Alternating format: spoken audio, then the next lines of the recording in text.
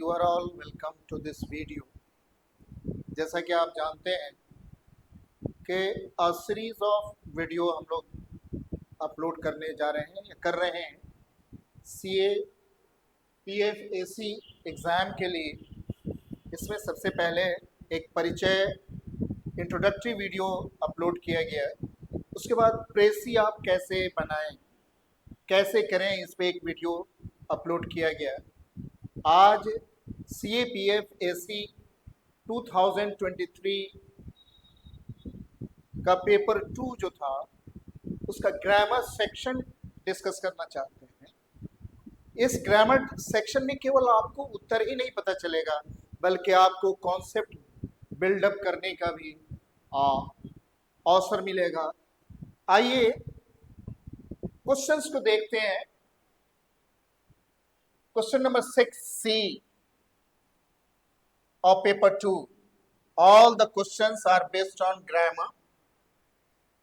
You have to look for error if there is any. You have to rewrite the sentences, correct the sentences,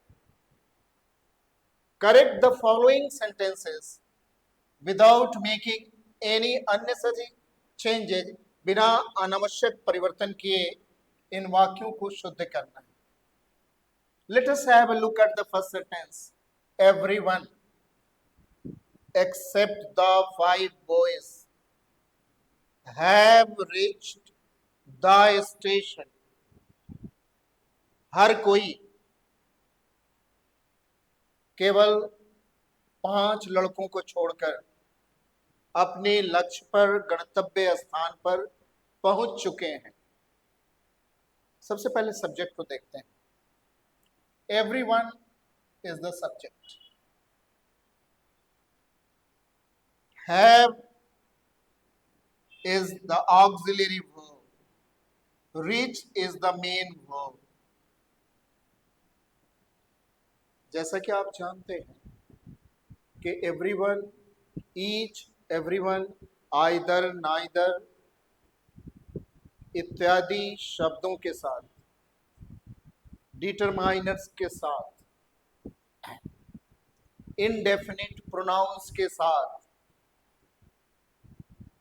singular third person singular verb का प्रयोग होता है। इस वाक्य में confusion ये हो सकता है, एक्सेप्ट द 5 बॉयज दिया हुआ है। एक्सेप्ट, आप देखें, एक्सेप्ट द 5 बॉयज को इन्वर्टेड कॉमा के बीच रखा गया है। इसे एपोजिशन इन फ्रेज कहते हैं। अगर इस प्रकार से कोई अगर शब्द लिखा हो तो इस शब्द से वर्ब प्रभावित नहीं होता है। वर्ब अपने सब्जेक्ट के अनुसार होता है। इस वाक्य का वर्ब एवरीवन है और नियमतः every, each, everyone, either, neither के साथ singular third person singular verb का प्रयोग होता है। अतः हैव के स्थान पर हैज का प्रयोग होगा। वर्ब 5 बॉयज के अनुसार नहीं बल्कि एवरीवन के अनुसार प्रयोग होगा। अतः करेक्ट फॉर्म होगा, the correct form is everyone, everyone except the 5 boys has reached the station.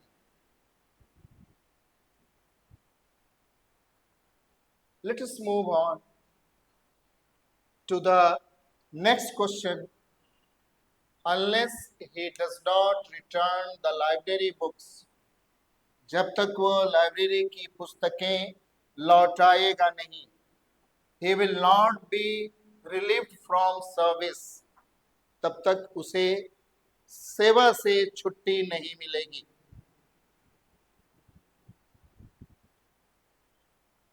Let us have a look at the word unless. Unless is a conjunction. This is a conditional sentence. Conditional sentences have 2 parts. One part contains a condition and the other part is the result. The other part contains the result.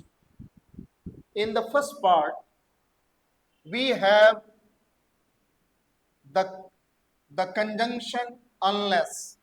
Unless means agar nahi. Unless he does not return the books. अगर वो पुस्तकें नहीं लौटाएगा तो उसे सेवा से छुट्टी नहीं दी जाएगी। जैसा कि आप जानते हैं कि इस प्रकार के वाक्यों में जिसमें जो तथ्यों पे आधारित होता है, ट्रुथ पे आधारित होता है, पहला खंड प्रेजेंट सिंपल में होता है और दूसरा खंड फ्यूचर में होता है। इस आधार पर ये वाक्य शुद्ध है। पहला खंड प्रेजेंट सिंपल में है, दूसरा खंड फ्यूचर में है, विल फ्यूचर को इंडिकेट करता है। लेकिन अनलेस एक नकारात्मक शब्द है जिसका अर्थ है अगर नहीं। अतः एक और नॉट की आवश्यकता नहीं है। इसलिए इस वाक्य को में डज नॉट की आवश्यकता नहीं पड़ेगी। अनलेस ही, और जब आप डज रिमूव करेंगे तो सब्जेक्ट के अनुसार वर्ब में एस की आवश्यकता होगी। Unless he returns the library books, जब तक वह पुस्तकालय की पुस्तकें लौटाएगा नहीं। इसको व्यक्त करने के लिए कंडीशनल पार्ट में आपने अनलेस का प्रयोग किया है, अतः आप नॉट की आवश्यकता नहीं पड़ेगी, एडवर्ब नॉट की आवश्यकता नहीं पड़ेगी, इसके साथ आपको ऑक्सिलियरी की आवश्यकता नहीं पड़ेगी। केवल आपको लिखना होगा unless he returns the library books he will not be relieved from service. Now have a look at the third sentence. They have arrived from Chennai yesterday. They have arrived from Chennai. आप identify कर सकते हैं have arrived present perfect में है और present perfect का प्रयोग आप किन परिस्थितियों में करते हैं? In the situation, let us note the situation. We use the present perfect to talk about the present effect of something which happened in the past. भूतकाल में जो कार्य हुआ वर्तमान में उसके प्रभाव को दर्शाने के लिए प्रेजेंट परफेक्ट का प्रयोग करते हैं। और ये भी याद रखें कि प्रेजेंट परफेक्ट के साथ टाइम एडवर्बियल यानी टाइम फ्रेज, कौन सा टाइम फ्रेज का प्रयोग करते हैं? आप टुडे का प्रयोग कर सकते हैं, आप दिस वीक का प्रयोग कर सकते हैं, आप दिस मंथ का प्रयोग कर सकते हैं, आप ऑलरेडी का प्रयोग कर सकते हैं, आप येट का प्रयोग कर सकते हैं, परंतु यस्टरडे का प्रयोग नहीं करते हैं, क्योंकि प्रेजेंट परफेक्ट किसी बीते हुए कार्य के वर्तमान के प्रभाव को दर्शाने के लिए किया जाता है। अतः इसमें यस्टरडे का प्रयोग नहीं होता। यस्टरडे का प्रयोग केवल बीते कार्यों को व्यक्त करने के लिए करते हैं और बीते हुए कार्यों को व्यक्त करने के लिए पास्ट सिंपल टेंस का प्रयोग होता है। Past simple tense, past simple tense का प्रयोग होता है जिसका स्ट्रक्चर है S plus V2 plus O। They arrived, they arrived, वे लोग पहुंचे। फ्रॉम चेन्नई, चेन्नई से पहुंचे। कब पहुंचे? कल पहुंचे। एक पास्ट टाइम की आवश्यकता है, एक ऐसे टाइम एडवर्बियल की आवश्यकता है जो पास्ट को व्यक्त करे। अतः यहां यस्टरडे शुद्ध है। ये भी ज्ञात रहे कि पास्ट सिंपल में जिन टाइम फ्रेजेस का प्रयोग करते हैं उसमें यस्टरडे है, अगो है, लास्ट वीक है। इन टाइम फ्रेजेस का प्रयोग, इन टाइम एडवर्बियल्स का प्रयोग पास्ट सिंपल में होता है। अतः आप केवल यस्टरडे से भी इस त्रुटि को पकड़ सकते हैं कि इस वाक्य को, क्योंकि इसमें टाइम एडवर्बियल यस्टरडे का प्रयोग हुआ है, अतः वाक्य को पास्ट सिंपल में होना चाहिए, पास्ट परफेक्ट में होना नहीं चाहिए।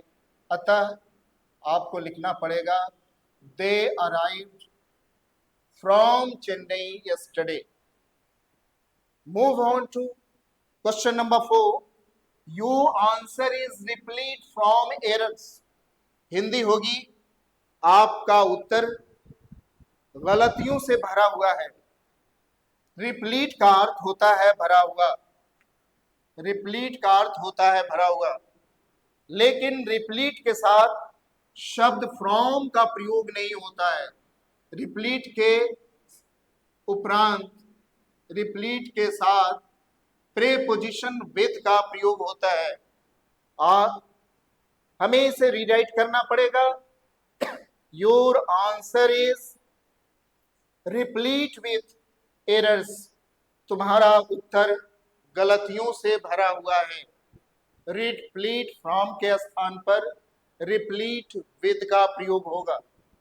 Now have a look at question number 5।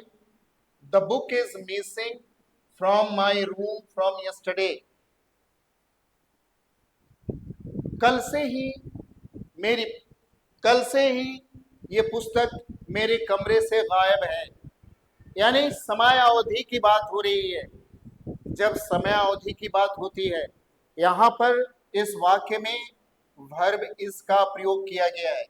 Is एक स्टेट वर्ब है, इज स्टेट वर्ब है, और स्टेट वर्ब का प्रयोग जब आप समयावधि के साथ करते हैं, फ्रॉम यस्टरडे के साथ करते हैं, या किसी अन्य शब्द के साथ करते हैं, तो इस वाक्य को प्रेजेंट परफेक्ट में होना चाहिए। स्टेट वर्ब प्लस पीरियड के लिए, स्टेट वर्ब प्लस पीरियड के लिए प्रेजेंट परफेक्ट टेंस का प्रयोग होता है। प्रेजेंट परफेक्ट टेंस का प्रयोग करते हैं, और उसका स्ट्रक्चर है as you know, S plus have oblique has plus V3 plus time phrase. Time phrase आपको लिखना पड़ेगा the book has, the book has been missing from my room from yesterday. ये किताब मेरे कमरे से कल से ही गायब है। The book has been missing from my room from yesterday. This was the answer and explanations. These answers and explanations will help you a lot. They will build you. They will build up your grammar. They will build up your concept of grammar and help detect further errors in examination. Thank you very much for being with me. See you in the next video. Until then, good night.